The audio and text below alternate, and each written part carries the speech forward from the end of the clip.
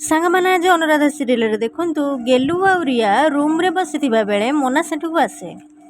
ମୋନା କୁହେ, ରିଷି ତମେ ଯାଅ ଟିକେ ବାହାରେ ଖେଳୁଥାଅ। ରିୟା କୁହେ, କାହିଁକି? ସିଏ ଏଠି ଖେଳୁ, ବାହାରକୁ କାହିଁକି ଯିବ? ମୋନା କୁହେ, ତମ ସହିତ କିଛି କଥା ଅଛି ରିୟା। ରିୟା କୁହେ, ଆରେ ରିଷି ତ ଛୋଟ ପିଲାଟା, ତ ସିଏ ଏଠି ରହିଲେ ଅସୁବିଧା କ'ଣ ହେଉଛି? ମୋନା କୁହେ, ମୋର ତମ ସହିତ କିଛି ଜରୁରୀ କଥା ଅଛି। ରିୟା କୁହେ, ଓକେ।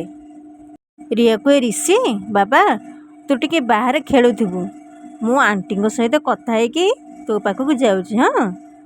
ତାପରେ ସେଠି ଗେଲୁ ଚାଲିଯାଏ।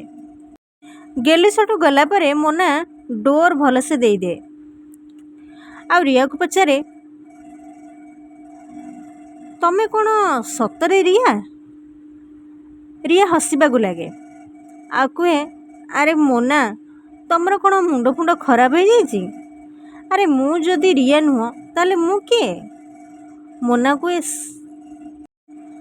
ମୋନା କୁହେ, ସେଇଆ ତ ମୁଁ ପଚାରୁଛି, କିଏ ତମେ?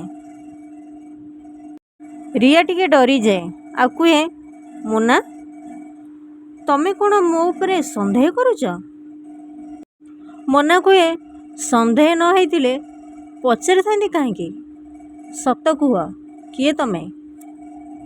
ରିୟା ହସେ ଆଉ କୁହେ, ତମେ କ'ଣ ଭାବୁଛ ମୋନା, ମୁଁ ଅନ୍ୟ କିଏ?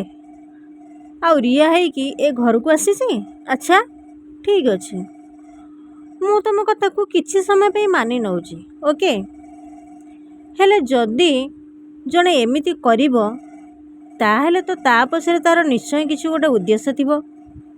ତାହେଲେ ତମେ କୁହ, ଏ ଘରକୁ ଫେରି ଆସିବାରେ ମୋର କ'ଣ ଉଦ୍ଦେଶ୍ୟ ଅଛି?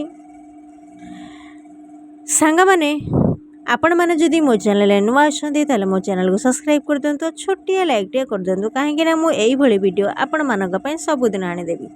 ଜୟ ଜଗନ୍ନାଥ।